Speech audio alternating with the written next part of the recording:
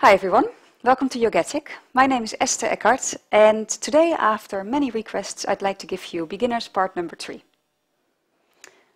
Right, we start with mountain pose, feet nicely together, and make yourself tall. Pull up those thighs and kneecaps. That's so important to instill in your yoga practice straight away, so you never forget with standing poses or coming up with straight back or anything like that. Okay, your buttocks is hanging loose down, and you pull in your navel a little bit. On the in-breath, you can bring your arms actually up in front of you, palms facing each other, exhaling. On the in-breath, bring them all the way up. Your shoulders come up a little as well, and you place the palms together, and you push your upper arms against the sides of your head. And then on the next out-breath, you come down in an Utkatasana, as if you're going to sit down. Lift your chest a little. Good. Hold there for a few breaths, so you're building up strength.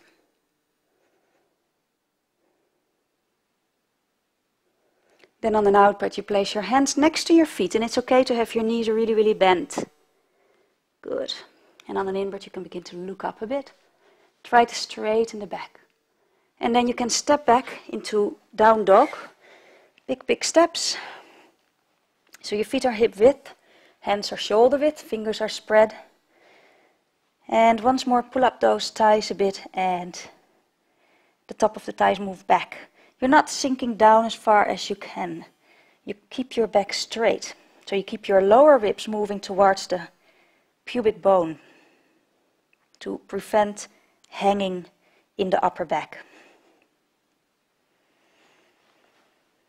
You can sometimes move your feet back a bit just to be able to stretch your back more. You can stay there up to 10 breaths, and then on the in-breath you come into plank. So you just bring the weight of your body forward, you bring your shoulders over your wrist, and depending on your body length you might need to step your feet back to get that straight line. You pull your belly button in a little, and you push your feet towards each other without moving them, but it brings a lot of strength in the inner thighs. Spread out your collarbones, really open your chest, push into your hands to keep your chest away from the floor. And then you bring your knees to the floor, and then you bring your chest and your chin to the floor, keep your hips up, and you lie down. Your hands are below your shoulders.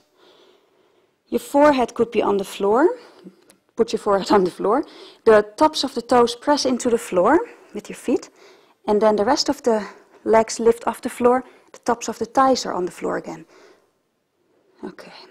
And then on an in-breath you can lift your head.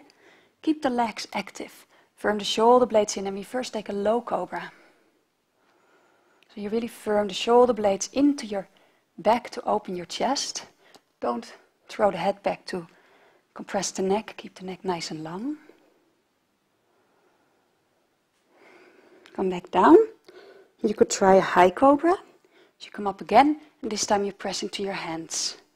Keep that action going in the legs. The tops of the toes press into the floor. The knees are lifted off the floor a little.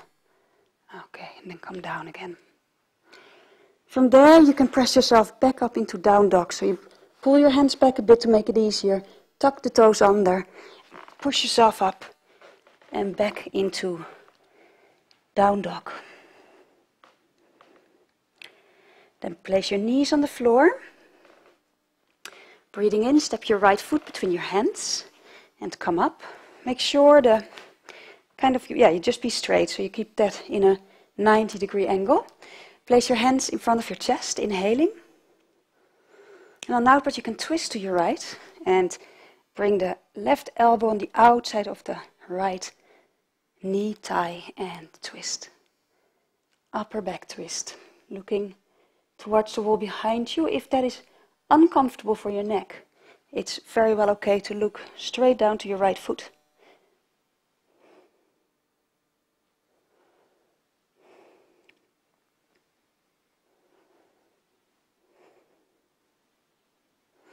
And we take that pose on the other side. So you bring your right knee back, step your left foot forward, coming up again. And square the hips, keep those inner thighs again moving towards each other a bit.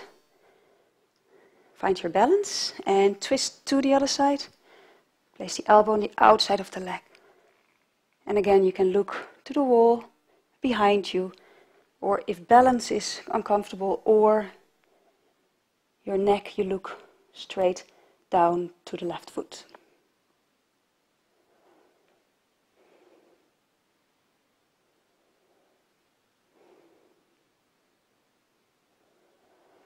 Then you come back to center. And then I would suggest ending with a child pose. You sit back on your heels and you relax your forehead to the floor. You can bring your arms to the back. This is not available for everybody. You can also support your forehead with your arms, or even put a block underneath to come up higher like that. You can also open the knees.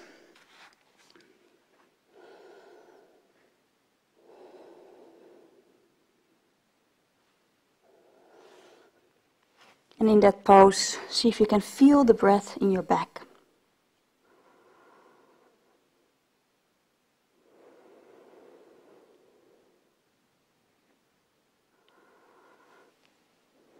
And you can stay in child pose for as long as you want.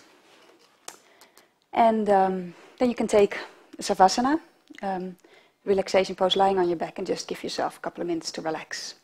Okay, see you next time.